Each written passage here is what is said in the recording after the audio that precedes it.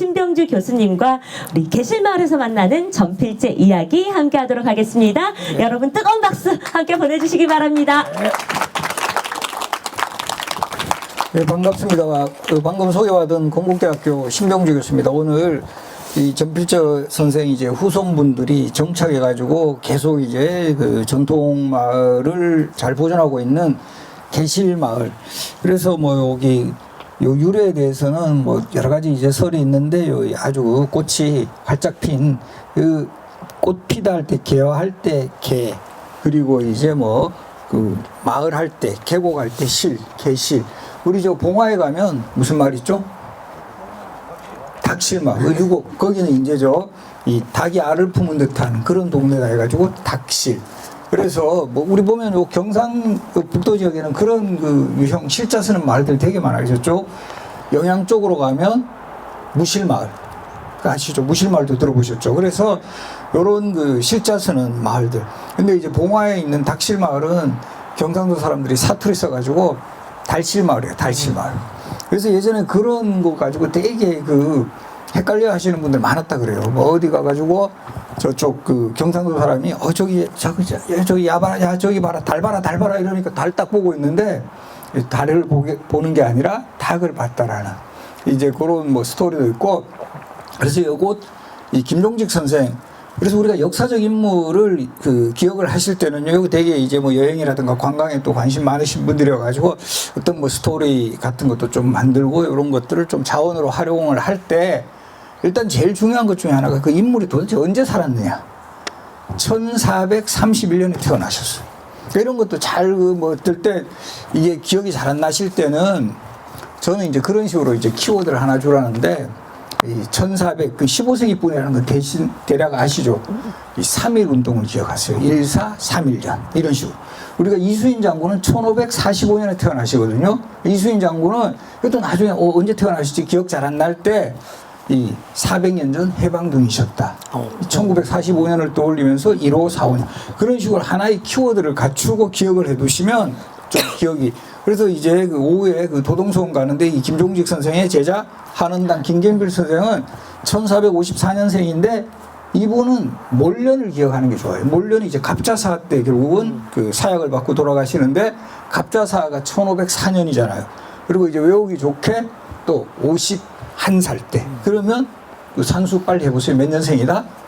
1454년생. 그 대략 스승과 제자가 한 20년 정도 차이가 나는구나. 이런 식으로 좀 맥을 가지고 기억을 해 두시면 어느 시기를 살았고 대략 어떤 그 상황에 이렇게 맞이했는 걸 대략 어느 나이 때 뭐 관직 생활하고 이런 게 이제 연결이 된다는 거죠. 그래서 1431년생이니까 주로 우리 조선의 왕으로 치면은 세종대왕 때 태어나신 거예요. 세종대왕이 이제 왕위에 계실 때 태어났고, 그리고 이 세종대왕 시기에 좀 젊은 날 이 문과 초시라 그래가지고 속과에 응시했다가 이때는 떨어지셨어요. 떨어지시고 본격적으로 관직 생활을 하는 것은 세조 때부터. 그리고 여기서 되게 이제 좀 중요한 그 우리 역사적 흐름이 나타나는데 요 세조 때부터 지방에 은거했던 소위 말하는 살인파 학자들. 그래서 요 살인파의 뿌리는 그 경북 선산에 그 뿌리를 뒀던 학자 우리 야은길제 선생 기억하시죠? 그래서 우리가 보면 고려말 삼은 야은길제 또 누가 있죠? 포은 정몽주, 목은 이색. 그래서 우리 목은 이색 선생도 이렇게 그 지금 여기 그 계실마을처럼 그 목은 이색 후손들이 살았던 영덕에 가보시면 괴시리 마을이라고 혹시 가보신 분 계세요? 괴시리 마을도 거기 지금 이런 방식으로 잘 조성을 해놨는데 포은 정몽주, 목은 이색, 야은길제, 삼은이라고 부르고, 근데 도은 이수인 선생도 있어요. 그럼 사은 근데 우리 사은이라고는 잘 말 안 하죠. 그러니까 이제 이것도 보면 항상 포함할 때 뭔가 이제 그때도 삼은 뭐 이렇게 삼절, 송도 삼절, 이 3이라는 숫자 되게 좋아하고요. 우리 선조들도. 그러니까 대부분 포은 정몽주, 야은길제까지는 고정으로 들어가는데 경우에 따라서는 목은 이색이 선생이 들어왔다가 경우에 따라서는 도은 이수인 선생이. 그러니까 이제 포은 정몽 선생은 고정이고 이제 야은 선생도 거의 고정이고 목은 도은 이분들은 왔다 갔다 한다.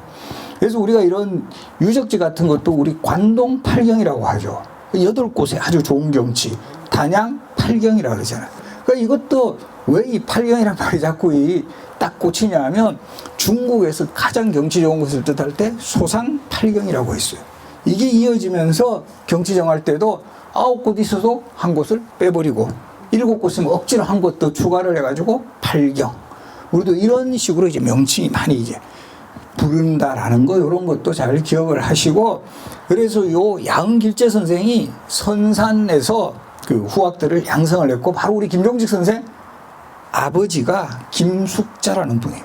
그래서 이 길재 선생한테 그 학문을 이어받아 가지고 바로 이곳을 중심으로 해가지고 영남살인파의 학동을 이제 이어받게 되는데, 태어나신 곳은 밀양이에요, 밀양.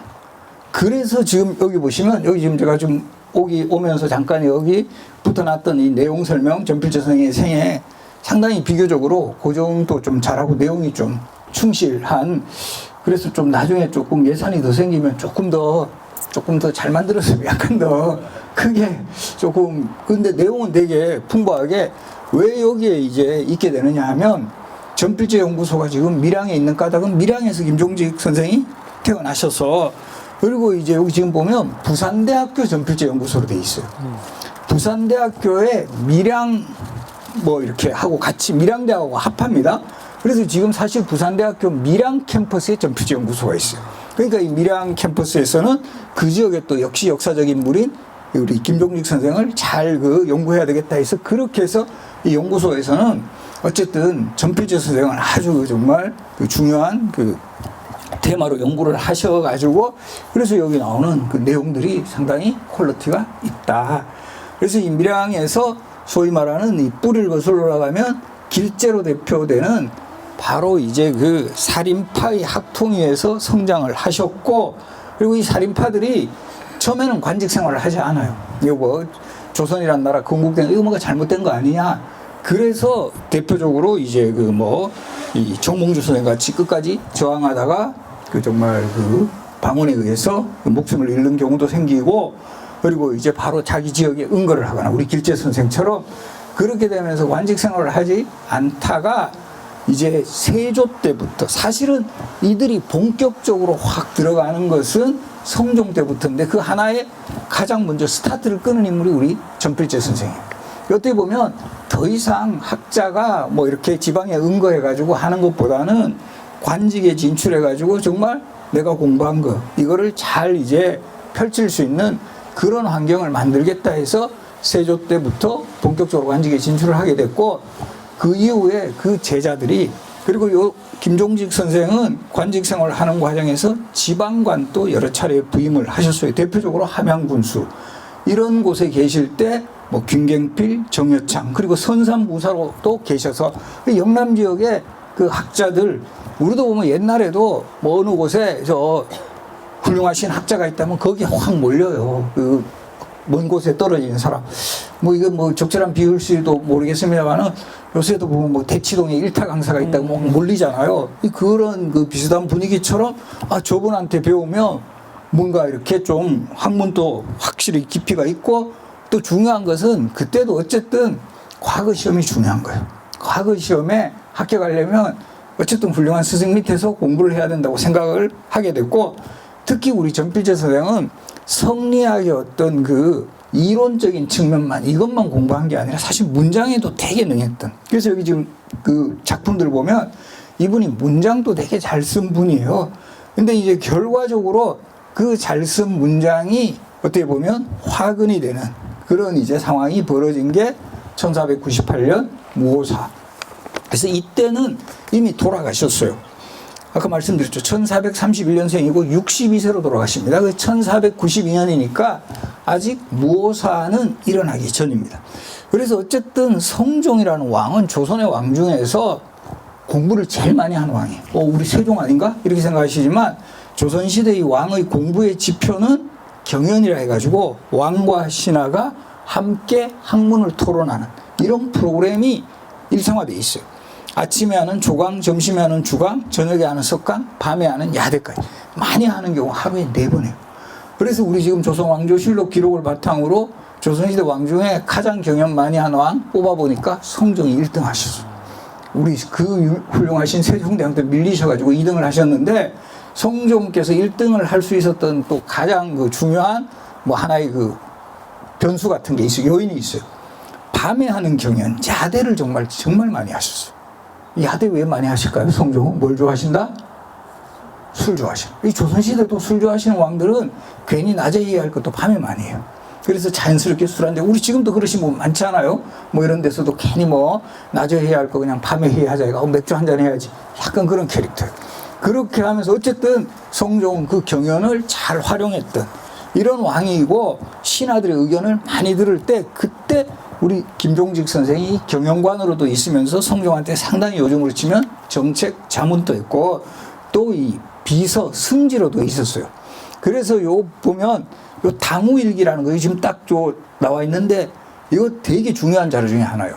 조선시대 이 승정원의 주서들이 쓰는 그런 기록들을 우리가 이 당우일기라고 했는데, 이게 원래는 이 조선왕조 실록 편찬할 때 바로 이 당우일기 같이 승정원의 주서들이 쓴 기록들을 다 모았다가 실록 편찬에 활용되고 원래는 폐기를 해야 돼요. 근데 이걸 어쨌든 어떤 형태로 잘 남아있냐면 개인 문집에 이제 활용을 하거나 이러기 위해서 남아있는 게 지금 현재 남아있는 일기예요. 원본 형태로 남아있는. 그래서 요 당우일기의 작성에서 볼 수 있이 왕의 뭐 비서실에서 이제 사관의 역할도 하셨고 경영관으로 참여하면서 성종시대 어떤 여러 가지 정책 결정이라든가 특히 성종 때 본격적으로 성리학 이념을 바탕으로 정치를 하겠다. 이런 마인드를 가지고 상당한 업적을 많이 남겨요. 그래서 왕의 호칭도 성종이 된다. 우리 조선시대 왕의 호칭은 살아생전에 묻는 게 아니라 돌아가신 후에 왕의 업적을 딱 한 글자로 표현해서 종묘의 신주를 모실 때 어지셨다, 인종, 학문에 뛰어나셨다, 문종, 뭐 효성이 지어가셨다, 효종. 성종 때 우리 시대에 뭔가 완성을 보았다라는 그런 뜻을 담아서 성종이라는 호칭이 생겨요. 그만큼 이제 호학군주라고 하는데 이 학문에 상당히 이제 그 좋아하셨고 상당히 이제 능력 있는 그런 조선 전기의 문물과 제도 시스템을 만든 그런 대표적인 왕이었고, 거기에 우리 전필재 선생이 상당히 참모로서 큰 역할을 하셨다. 그래서 그런 부분에 대해서 좀 더 알고 싶으신 분은 제가 쓴 책 중에 참모로 산다는 것이라는 책 썼는데요. 거기 보면 전필재 선생 이야기가 나와 있습니다. 그래서 이제 요 성종 때까지는 그래도 이 능력 있는 살인파도 잘 등용하고, 그땐 또 어떤 측면에서 보면 그때 원래 중앙정국을 주도하는 세력은 훈구파라 그래요. 기존에 소위 말하는 그 정치 경제적인 특권을 가지고 이런 그 세력들이 부정적인 기능만 있는 게 아니라 국정 경험도 많고 이러다 보니까 상당히 빨리 제도와 문물 정비하는 데 기여했고, 우리가 잘 알고 있는 신숙주라든가 서거정이라든가 정인지 이런 사람들이 훈구파 세력이에요. 근데 여기서도 우리가 보면 김종직 우리 전필재 선생이 워낙 살인파의 영수라는 이미지 때문에 훈구파하고 맨날 뭐 싸우고 이랬을 것 같지만 대표적으로 훈구파의 영수였던 신숙주하고 상당히 친했어요. 그래서 우리 신숙주 선생 문집이 보한제집이라는 문집이 있는데 서문을 써준 사람이 김종직 선생이에요. 이분이 워낙 문장이 능하고 이러다 보니까 그러니까 이렇게 서문을 써준다는 것 자체는 아주 친한 사이 아닌가요? 그래서 이분들은 그런 우리가 편견 또 이게 훈구파고 살인파는 무조건 싸웠다가 아니에요. 실질적으로 그 유능한 왕이 있을 때는 서로 간의 어떤 능력이 잘 이제 교차가 되면서 이 완성이 돼 나가는데, 이제 문제는 바로 연산군이 즉위하면서. 그래서 이 연산군은 조선의 왕 중에서도 사실은 정말 흔치 않는 적장자 출신 왕이에요. 이 적장자 출신 왕이라는 건 무슨 뜻이냐면 조선 시대는 왕의 후계자는 적자 중에 장자, 적장자로 왕위를 계승하게 하는 게 원칙인데 놀랍게도 적장자 출신 중에 왕위에 오른 사람은 7명밖에 되지 않아요. 왜 그러냐면 그만큼 정변들이 많이 일어나요. 계유정난, 중종, 반정, 인조반. 그리고 조선 후기로 가면 이상하게 왕비들이 자식을 못 낳아요. 그럼 어떻게 한다? 후궁 소생의 왕자들이 왕이 되는. 선조, 광해군, 뭐 경종, 영조 다 그런 출신. 그러다 보니까 정작 27명 중에 7명만 적장자 출신 왕이었고, 최초가 문종인데 아시다시피 일찍 돌아가시죠. 단종 삼촌한테 때 왕이 완전히 뺏기고 또 영월에 귀양 갔다가 돌아가시죠. 그 다음이 연산군이에요.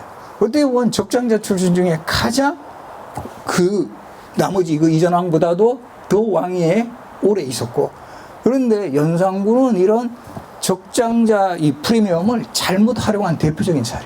조금 전에 말씀드렸죠. 성종이 경연 제일 열심히 했다 그랬잖아요. 근데 이 연산군은 세자 시절에 아버지가 그렇게 살아가는 거 보고 너무 짜증내는 거예요.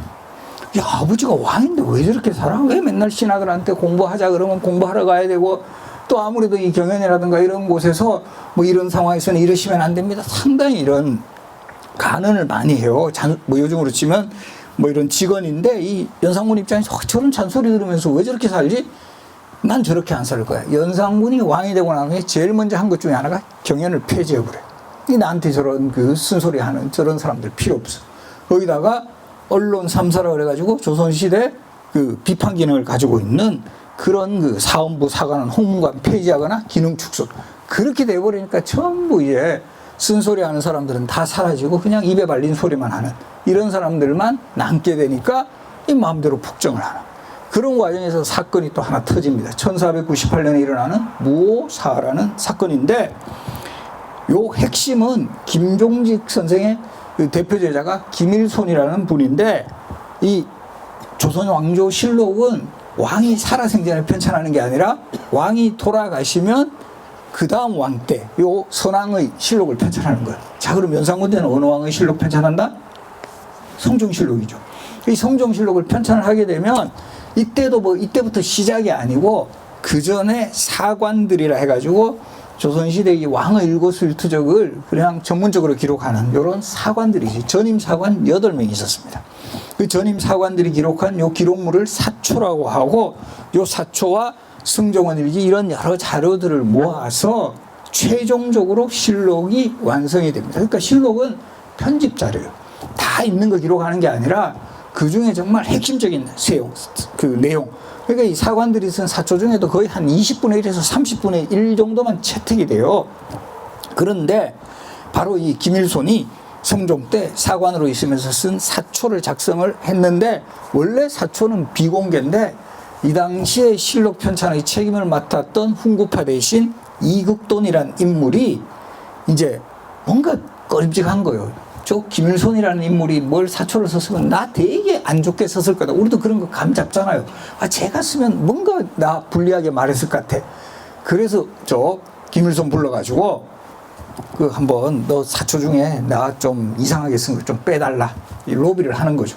근데 이 김일손은 김종직 선생의 그 최고 제자 중에 한 명이고 아주 꼿꼿한 인물이니까 당연히 반대를 하죠. 전 그럴 수 없습니다. 어떻게 그러냐. 그러니까 이 이극돈이라는 인물이 유자강, 그 밑에 있는 유자강을 시켜가지고, 이때는 자기가 실록 책임을 맡고 있었으니 미리 김일손이 쓴 사초를 다 조사를 해라 이렇게 된 거예요. 그러니까 정말 아니나 다를까 이극돈이 뭐 상중에 기생을 끼고 놀았다, 뭐 아주 부정적인 그런 내용들도 있었던 반면에 그거 가지고 문제제기하면 자기가 걸리잖아요. 근데 딱 눈에 들어온 게 있어요. 뭘까요? 조의제문. 의제를 조문하는 글. 이거 잘 읽어야 돼요. 조의제문, 조의제문 이렇게 읽어버리면 그 내용이 전달이 돼요. 의제를 조문하는 글, 조의제문. 우리 보통 4글자는 그대로 막 2글자, 2글자 읽는데, 홍길동전을 읽는데 홍길, 동전 이렇게 읽으면 안 되잖아요. 그래서 바로 의제를 조문하는 건데, 중국의 의제라는 왕은 숙부인 항우에 의해 죽음을 당한 사람이에요. 그 죽음이 억울하다. 누구를 대놓고 세조를 비판하지는 못하니 바로 이 세조가 단종을 죽인 것을 비판한 바로 그런 글이에요. 그러니까 그 당시에 살인파의 의식 속에는 바로 이 세조가 권력을 잡은 거에 대해서는 개의정난을 일으켜가지고 상당히 불법적인 것이다. 이런 마인드를 가지고 있었어요. 그거를 이 후대에 길이 남기기 위해서 김일손이 쓴 그 글을, 스승의 글을 김일손이 여기다가 사초에다 실었고, 이게 이극돈이 유자강을 시켜가지고 밝혀내므로써 안 그래도 흥분자라는 연산군의 입장에서는 자신의 할아버지인 세조를 모독한 거다.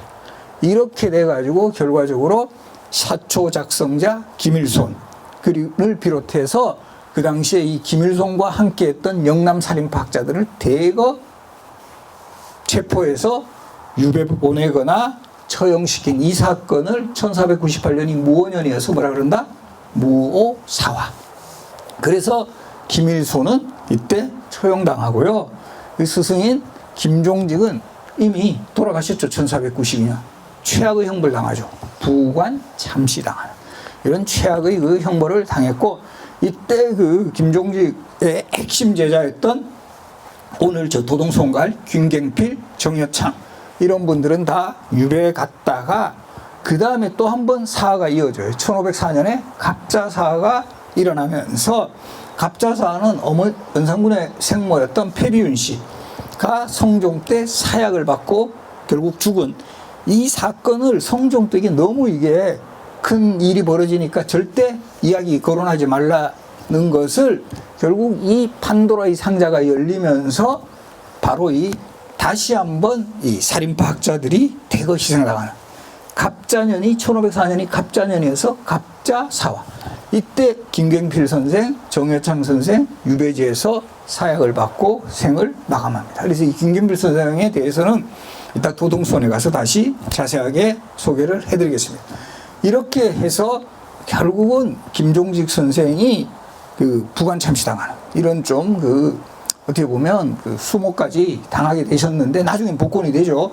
그리고 이때 또 유자광과의 어떤 악연을 보여주는 대표적인 사례가 김종직 선생이 함양 그 군수로 재임했던 시절에 그 당시에 그 전에 유자광이 이곳에 자신의 현판, 자신의 글을 쓴 현판을 걸어 놓았다 그래요. 지금 함양에 가면 학사로라는 그 누각이 있는데 그거를 보고 이제 이 김종직 선생이 요즘으로 치면 이제 군수가 그 지역 시찰 같은 걸 하다가 그걸 딱 보고는 저런 간신 유자광은 그 예종 때 남이 장군의 역모 사건을 고변을 해가지고 아주 당시에 그 살인파 학자들한테는 간신의 전형으로 인식된 그런 인물이에요. 저런 간신 저 글을 여기에다가 걸어놓은 거 이거 잘못된 거다 없애버려라. 유자광이 그 이야기를 듣고 부득부득 이를 갈았다가 바로 그 뒤에 무고사가 일어났을 때 복수를 했다라는 또 이런 이야기도 전해집니다. 그래서 이 김종직 선생은 우리가 이제 영남살인파의 그 대표적인 그 학자로 자리매김하게 된 것은 그 이후에 바로 김갱필, 정여창, 김일손. 특히 이제 김일손은 그 당시에 이제 사관으로 주로 이제 활동을 했고, 김갱필, 정여창 이런 분들이 성리학을 확실하게 이제 개성을 내서 거기서 또 중요한 인물이 또 등장을 하는데요. 김갱필 선생의 제자였던 조광조 선생한테 이어지면서 김갱필, 정여창, 조광조 이분들은 다 이 문묘의 종사가 됩니다. 이 성균관 우리 저는 가장 메인 건물이 사실은 공자를 모신 사당이 문묘예요. 이 문묘에 조선의 학자들이 배양되는 것은 이것은 최고의 영예요. 우리가 이 김갱필, 정여창 이런 제자가 들어가고 왜 김종생은 들어가지 않았냐 하면 결과적으로 어떤 성리학의 이론을 확실하게 이렇게 자리 잡아갔던 인물들은 이제 김갱필, 정여창. 거기 또 누가 활약을 하냐면 조광조가 스승인 김갱필을 문묘에 종사하면서 그렇게 해서 결과적으로는 광해군 때 와서 이 김갱필, 정여창, 조광조, 이언적, 이황 이렇게 5분, 오연이라 해가지고 영남학파의 학자들 5분이 문묘에 배양이 되게 되고요. 그리고 지금 이 김종직 선생이 바로 이곳 거처했던 이 지역, 요 계실마을, 이 고령. 그래서 이 최근에 이제 고령 지역은 사실 항상 고령하면 대가야 그 이미지가 강하고 제가 오면서 여기 담당 선생님한테도 이렇게 이야기하는 과정에서 이 고령읍이 아니라 이제 대가야읍이라고 그렇게 이제 명칭도 바뀌어가지고 이 대가야의 어떤 그 뭐 정신이랄까요? 그러면 한편으로 보면 너무 이제 이 고령 지역은 이 꼴로 뭐 대가야 이걸로만 너무 이제 굳혀지는데 바로 여기 이 고령에서 그 후손들이 정말 자리를 잡으면서 결과적으로 보면 우리 전필재 선생의 그런 학문과 사상 그런 것들을 잇겠다라는 요 뭐 계실마을도 있고 또 우리 고령에 보면 임진왜란 때 3대 의병장이 곽재우 장군, 김면 장군, 정인홍 장군. 이 곽재우 장군은 아실 거예요. 의령 출신. 그리고 이 정인홍 장군은 합천에서 의병을 일으켰고 바로 이 김면 장군이 고령에서 의병을 일으켰다라는 거죠. 그래서 좀 더 이렇게 대가야도 물론 당연히 이제 강조를 해야 되겠지만 이런 어떤 우리 전필재 선생의 이 영남살인파의 아주 그 중심 공간이었다.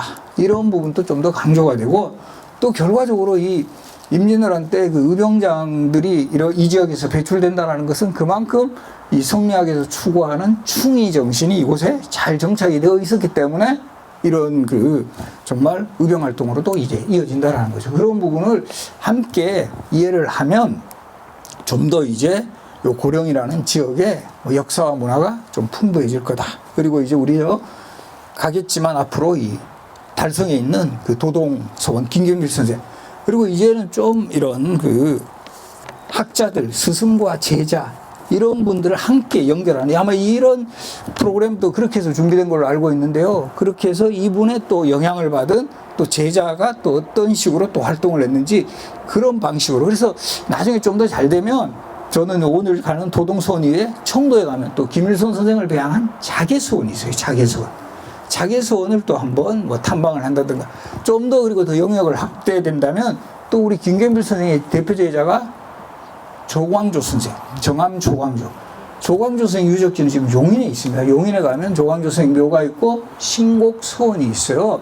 그리고 정말 제가 어제 정말 어떻게 하다 보니까 일정이 그렇게 됐는데, 제가 어제 용인의 신곡서원에서 강의했어요. 조광조 선생. 그리고 거기서 제가 내일은 여기 온다고, 조광조 선생 스승 만나러 간다고 그렇게 이야기를 했었는데, 요렇게 같이 연결을 하면 이거 나중에 좀 뭐 살인파의 길을 찾아가다 뭐 이런 뭐 프로그램도 만들 수 있고 훨씬 더 효과적으로 이렇게 전달할 수 있지 않을까 이렇게 생각을 합니다. 그래서 뭐 어느 정도 시간도 됐으니 여기서 일단 제 강의 마치고 또 오늘 오후에 같이 일정을 함께 하면서 이런 역사적 인물에 대한 또 소개 말씀드리겠습니다. 감사합니다.